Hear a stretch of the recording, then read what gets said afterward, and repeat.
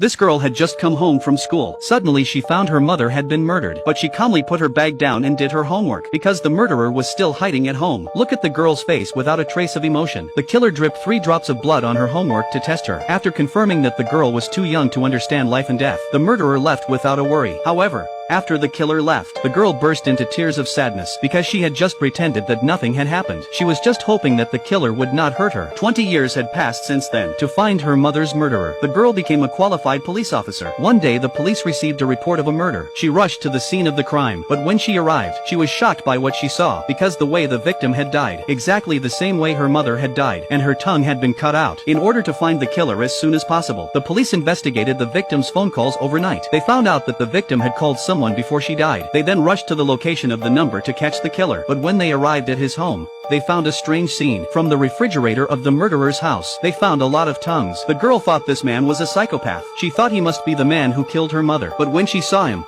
she denied it, because he was only 20 years old at the time. Her mother's death was 20 years ago. It couldn't have been her mother's murderer. But when the police came to the prison later to investigate further, something unexpected happened.